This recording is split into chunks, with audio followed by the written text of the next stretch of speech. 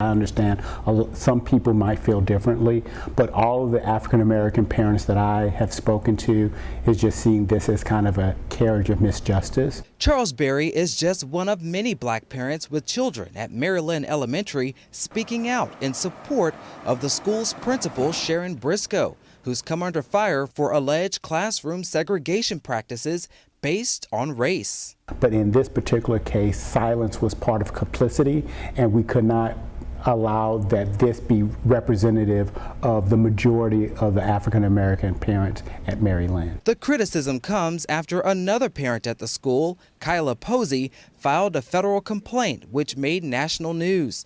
The group of parents sent a signed letter to the Atlanta Public Schools superintendent, which reads in part, "Many of us have known the isolation of looking around in our classrooms and seeing no one who looks like us.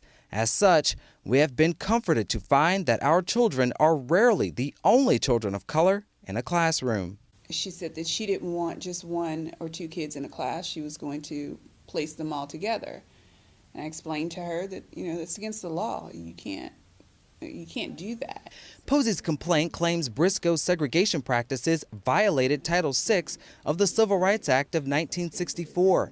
Posey and her attorney sent a copy of the complaint to Atlanta Black Star. "We learned that classes had been formulated in part based upon race of students," read the complaint in part. It goes on to say the school's principal, Sharon Briscoe, designated 2 classes as, quote, the black classes, and about 13 black second grade students at Mary Lynn were assigned only to these 2 second grade classes. Kyla Posey hired education lawyer Sharice Shields to spearhead the case.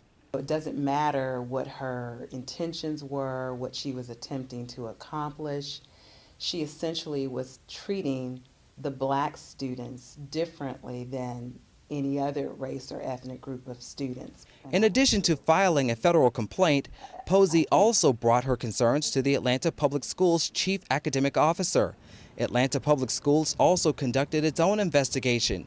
While they did not reveal what actions the district took to address the matter, they did provide Atlanta Black Star a statement that reads in part, "As an organization, we are committed to identifying and removing barriers to success for all our students, including our students of color.